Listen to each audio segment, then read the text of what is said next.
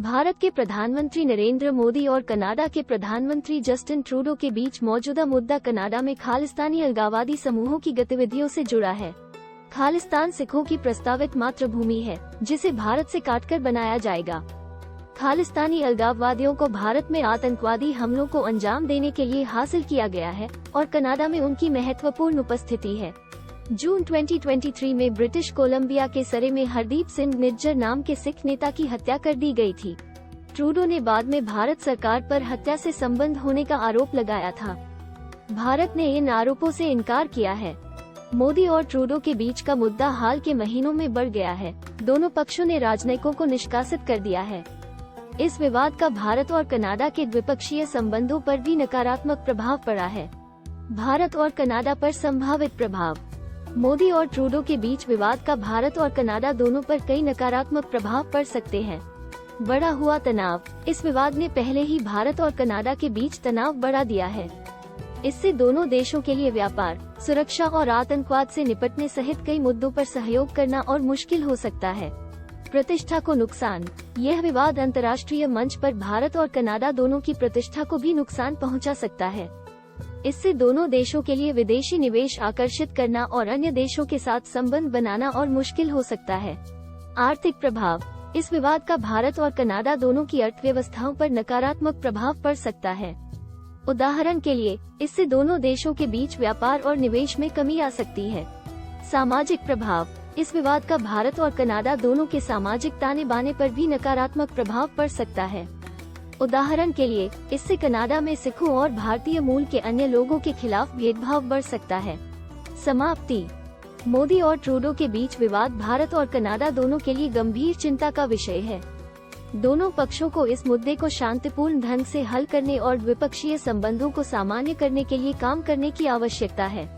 भारत और कनाडा के बीच संबंध ऐतिहासिक रूप से अच्छे रहे हैं। दोनों देश लोकतंत्र और मानवाधिकारों के मूल्यों को साझा करते हैं। भारत और कनाडा के बीच व्यापार और निवेश संबंध भी मजबूत हैं। G20 से पहले भारत और कनाडा के बीच द्विपक्षीय संबंधों में निम्नलिखित क्षेत्रों में प्रगति हुई थी। व्यापार और निवेश। भारत और कनाडा के बीच व्यापार और निवेश संबंध लगातार बढ़ रहे हैं। 2022 में भारत और कनाडा के बीच द्विपक्षीय व्यापार $10.7 बिलियन था।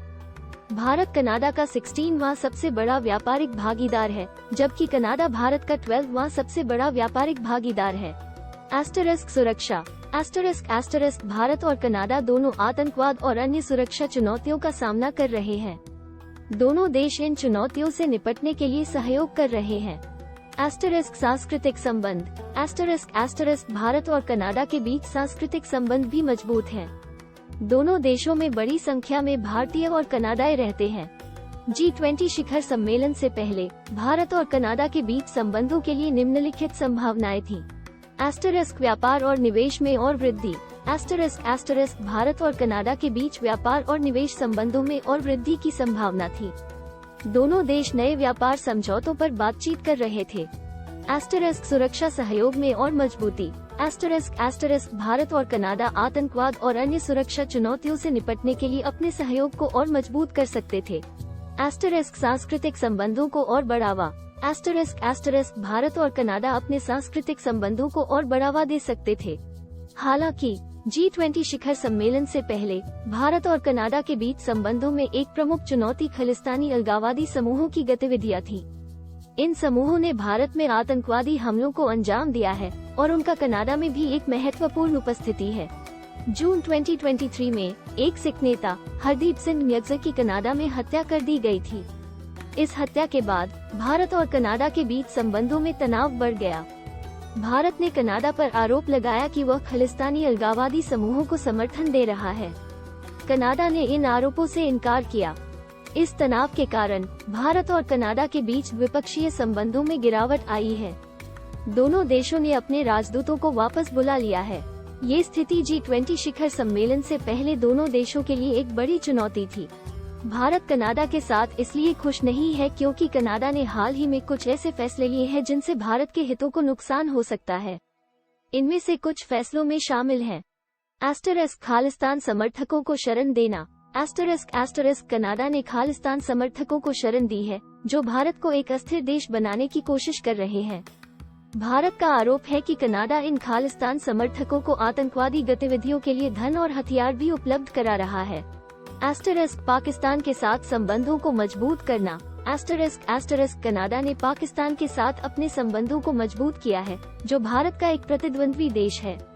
भारत का आरोप है कि कनाडा पाकिस्तान को सैन्य और आर्थिक सहायता प्रदान कर रहा है, जिसका उपयोग वह भारत के खिलाफ आतंकवाद को बढ़ावा देने के लिए कर रहा है। भारतीय उत्पादों पर प्रतिबंध लगाना। कनाडा ने कुछ भारतीय उत्पादों पर प्रतिबंध लगा दिया है, जैसे कि भारतीय स्टील और एल्यूमीनियम। भारत का आरोप है कि कनाडा ये प्रतिबंध भारतीय निर्यात को नुकसान पहुंचाने और भारतीय अर्थव्यवस्था को कमजोर करने के लिए लगा रहा है। इन फैसलों के कारण भारत और कनाडा के बीच संबंधों में तनाव पैदा हो गया है। भारत ने कनाडा से इन फैसलों को वापस लेने और भारत के हितों का सम्मान करने का आग्रह किया है। इसके अलावा कनाडा के कुछ मंत्रियों ने भारत के आंतरिक मामलों में हस्तक्षेप करने वाले बयान भी दिए हैं। उदाहरण के लिए, कनाडा के उप प्रधानमंत्री क्रिस्टिया फ्रीलैंड ने भारत में किसान आंदोलन के समर्थन में बयान दिया था। इससे भारत को यह लगा कि कनाडा उसके आंतरिक मामलों में हस्तक्षेप करने की कोशिश कर रहा है। इन सभी कारणों से भारत कनाडा के साथ खुश नहीं है।